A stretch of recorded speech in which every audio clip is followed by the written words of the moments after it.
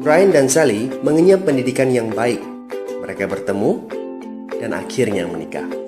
Mereka memiliki pekerjaan yang baik. Brian memiliki jabatan tinggi di sebuah perusahaan multinasional, berpenghasilan besar, mendapat fasilitas dari kantor berupa mobil dan rumah. Mereka sangat menikmati hidup.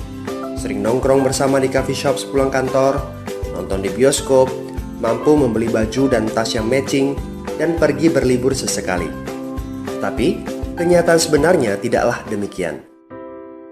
Utang kartu kredit mereka terus menumpuk tak berujung. Setiap akhir bulan merasa kehabisan uang. Mereka memiliki barang-barang bagus, tetapi tabungan masa depan kacau balau. Brian dengan mudah membeli ini, tapi bukan ini. Tabungan 100 juta pun rasanya masih jauh sekali. Sudah kerja lebih dari 10 tahun, tapi belum sanggup membeli rumah sendiri. Masih tinggal di rumah milik kantor dan mengendarai mobil milik kantor. Tanpa disadari, keluarga ini menggali lubang kemiskinan. Keuangan mereka hanya cukup untuk membiayai kehidupan keluarga saat ini. Mereka harus terus bekerja untuk menghasilkan uang. Pertanyaan yang paling ditakutkan adalah bagaimana jika mereka sudah tua, kemampuan bekerja sudah menurun, atau salah satu anggota keluarga terdiagnosa penyakit serius yang membutuhkan biaya yang sangat besar.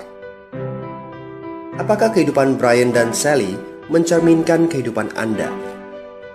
Apakah saat ini Anda memiliki penghasilan tetapi sebelum akhir bulan sudah merasa kehabisan uang? Memiliki hutang berkepanjangan yang tidak ada habisnya? Memiliki barang-barang bagus tetapi khawatir karena tidak punya tabungan? Memiliki hidup yang berkecukupan tetapi khawatir tidak mampu menyekolahkan anak-anak dengan baik? Memiliki rumah tinggal tetapi berkemungkinan besar harus menjual rumah bagus ini karena tidak punya dana pensiun? Jika Anda menjawab ya pada salah satu saja pertanyaan tadi, saatnya untuk memperbaiki diri. Mau jadi seperti apa kita ini kalau ternyata kita sebetulnya hanya gaya dari luar saja? Mau hidup kropos seperti ini sampai kapan? Aha, mari kita mulai menabung. Nah, apakah menabung saja cukup?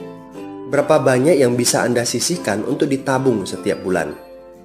Mari kita ambil contoh. Anda berencana untuk memiliki rumah dan mobil. Katakanlah harga rumah 600 juta dan harga mobil 200 juta. Jika Anda mampu menabung 5 juta per bulan, Anda membutuhkan 13 tahun untuk mendapatkan angka 800 juta. Masalahnya, inflasi membuat harga rumah dan mobil melambung tinggi. 800 juta akan menjadi 2,7 miliar 13 tahun kemudian jika kita asumsikan rata-rata kenaikan barang 10% per tahun. Ini masih soal impian untuk membeli rumah dan mobil. Padahal, masih banyak kebutuhan lain yang perlu dipersiapkan jika ingin hidup lebih baik. Bagaimana dengan persiapan dana hari tua?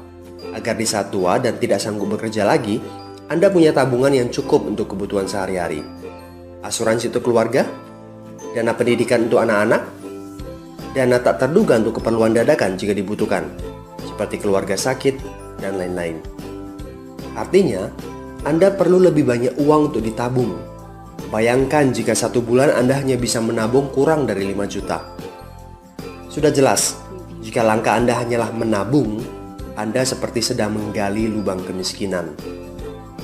Hal utama yang perlu Anda lakukan adalah meningkatkan penghasilan Anda. Anda mungkin bertanya bagaimana saya bisa melakukan itu dengan segala kesibukan yang saya miliki sekarang. Apakah saya bisa tetap mencari income tambahan di luar sana tanpa mengganggu pekerjaan utama saya? Seandainya bisa, apa yang bisa saya kerjakan saat ini? Nah, langkah pertama yang perlu Anda lakukan saat ini adalah menghubungi teman yang menunjukkan video ini kepada Anda. Dia punya akses untuk jawaban dari pertanyaan Anda. Informasi itu yang Anda butuhkan saat ini. Terbukalah, seperti parasut, pikiran hanya dapat bekerja saat terbuka. So, segera hubungi teman Anda dan dapatkan video informasi berikutnya.